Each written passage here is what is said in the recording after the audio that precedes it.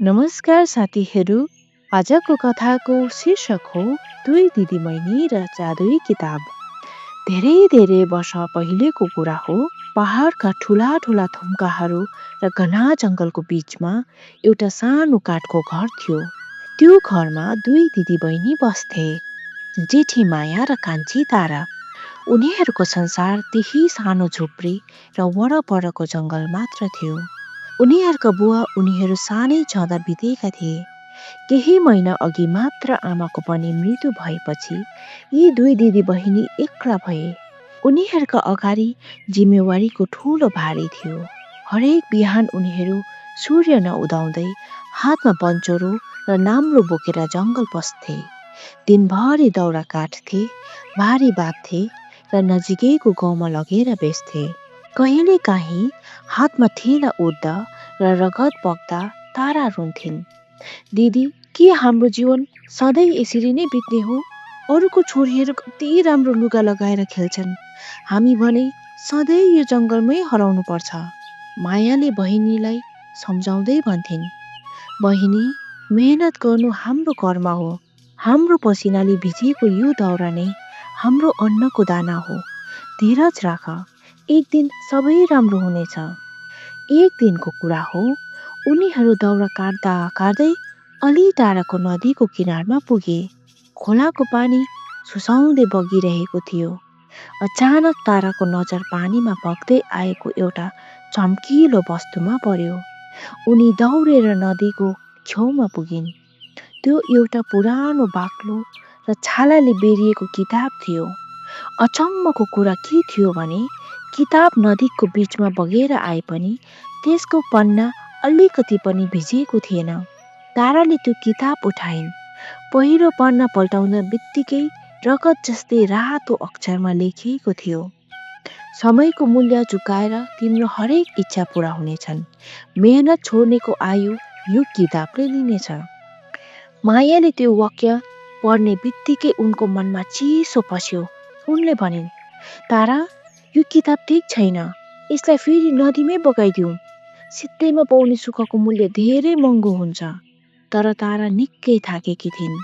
उनले भनिन्, दिदी, एकपटक मात्र प्रयोग गरौँ न। आज मेरो हात निकै दुखिरहेको छ। यदि यसले साँच्चै काम गर्छ भने हाम्रो जीवन बदलिनेछ। धेरै बेरको वाद विवादपछि मायाले पनि मन दहरो बनाइन्। उनीहरूले किताबको अगाडि उभिएर भनिन्, हामीलाई आज काटिएको दाउराको थुप्रो मिलोस्। देख्दा देख्दै त्यहाँ ठुलो दाउराको थुप्रो प्रकट भयो। दुवै छक्क परे।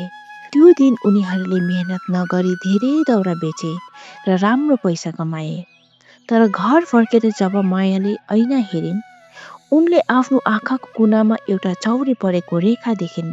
उनलाई अलि कमजोर महसुस भइरहेको थियो। तारा, कतै हाम्रो उमेर त घटिरहेको छैन? मायाले डराउँदै सोधिन्। ताराले हाँस्दै भनिन्, दिदी, यो त थकाइले होला हौ। हेर्नुहोस् त, आज हामीले कति पैसा कमायौँ। बिस्तारै तारालाई काम गर्न अल्छी लाग्न थाल्यो। उनी अब हरेक दिन नयाँ नयाँ इच्छा गर्न थालिन्। सुरुमा दाउरा काट्न नपर्ने इच्छा गरिन्। त्यसपछि दाउरा बोक्ने गधा पनि मागिन्। त्यसपछि मिठो खाना, राम्रो लुगा र अन्त्यमा एउटा भव्य महल इच्छा गरिन्। मायाले जति सम्झाए पनि ताराले मानिनन्। तारा भन्थिन्, दिदी, अब हामी त राजकुमारी जस्तो भएर बस्नुपर्छ। किन फेरि त्यो जङ्गलमा जानु? तर उनीहरूले एउटा कुरा बिर्सिरहेका थिए। हरेक ठुलो इच्छासँगै उनीहरूको शरीर गल्दै गइरहेको थियो। महिना दिन नबित्दै तन्नेरी देखिने माया र ताराको अनुहार वृद्धको जस्तो देखिन थाल्यो। उनीहरूको कालो र लामो कपालहरू सेतो र फुस्रो भए। हिँड्दाखेरि पनि उनीहरूको स्वाँ बढ्न थाल्यो र कम्मर पनि कुप्रिन थाल्यो। एक बिहान तारा ऐनाको अगाडि उभिन्। उनले आफ्नो अनुहार देखेर आफै चिच्याइन्। उनको गाला चौरी परेर झोलिएका थिए, आँखाभित्र गाडिएका थिए। दिदी, मलाई के भयो? म त बुढी भए। तारा डाको छोडेर रोइन्। माया लट्ठी टेक्दै कोठामा आइन्। उनको अवस्था पनि उस्तै थियो। मायाले भनिन्, बहिनी, किताबले चेतावनी दिएको थियो, हामीले हाम्रो समय र आयु बेचेर यो आराम किन्यौँ। हामीले मेहनत छोड्यौँ, त्यसैले हाम्रो जीवनको दियो छिट्टै निप्न लाग्यो। अहिले उनीहरूसँग सुनका भारा थिए, तर खाने शक्ति थिएन। नरम ओछ्यान थियो, तर शान्तिको निन्द्रा थिएन। उनीहरूले महसुस गरे कि पसिना बगाउँदा जुन सन्तोष र शक्ति थियो, त्यो यो जादुई महलमा छैन। मलाई यो महल चाहिँदैन दिदी, मलाई मेरो पुरानो जीवन चाहियो। मलाई त्यही दाउराको भारी प्यारो छ, ताराले रुँदै भनिन्। उनीहरूले त्यो जादुई किताब उठाए। किताबका पानाहरू अब काला देखिन थालेका थिए। उनीहरू लट्ठित देख्दै बिस्तारै घिसिँदै फेरि त्यही नदीको किनारमा पुगे। उनीहरूका हात काँपिरहेका थिए।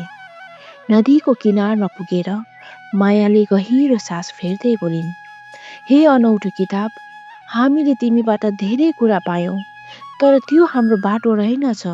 अब हामी सजिलो होइन, आफ्नो मेहनत रोज्न चाहन्छौँ। हाम्रो जीवन फेरि हाम्रो पसिनासँग जोडिदेऊ। ताराले आफ्नो अन्तिम शक्ति लगाएर त्यो किताब नदीको गहिराईमा फ्याँकिदिन्। किताब पानीमा डुब्ने बित्तिकै एउटा ठुलो आँधी आयो। चारैतिर धुलो उड्यो। उनीहरूले आँखा चिम्ले। जब आँधी शान्त भयो र उनीहरूले आँखा खोले, उनीहरू छक्क परे। त्यो भव्य महल गायब भएको थियो। उनीहरू फेरि आफ्नै पुरानो काठको झुप्रीको अगाडि थिए। मायाले ताराको हात हेरिन्। ताराको छाला फेरि तन्नेरी र स्वस्थ थियो। उनीहरू आफ्नो वास्तविक उमेरमा फर्किएका थिए। ताराले आफ्नो हातको हत्केलामा पुराना ठेलाहरू देखिन्। उनले ती ठेलाहरूलाई सुमसुमाउँदै भनिन्, दिदी, यी ठेलाहरू त ती सुनका औँठीहरू भन्दा पनि धेरै राम्रा छन्। यिनले मलाई म जीवित छु भन्ने महसुस गराउँछन्। त्यसपछि ती दुई दिदी बहिनीले कहिले छोटो बाटोमा सफलता खोजेनन्। उनीहरू फेरि जङ्गल जान थाले, दाउरा काट्न थाले। उनीहरूको जीवन कठिन त थियो, तर त्यो कठिनाइमा एउटा साँचो आनन्द थियो। उनीहरूले बुझे कि मेहनत नै मान्छेको असली धन हो र समय नै सबैभन्दा ठुलो सम्पत्ति हो। यस कथाबाट हामी के बुझ्न सक्छौँ भने बिना मेहनतको सुखले मान्छेलाई अल्छी र कमजोर बनाउँछ। आफ्नो पसिना बगाएर आर्जेको सफलता नै दिगो र स्वास्थ्यवर्धक हुन्छ। लोभले मान्छेलाई छिटो सफलता त देला, तर त्यसको मूल्य सधैँ आफ्नो अमूल्य समय र जीवनले चुकाउनु पर्छ।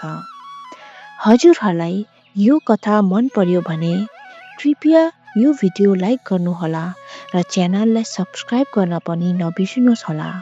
अर्को पटक यस्तै रोचक कथा लिएर आउनेछु।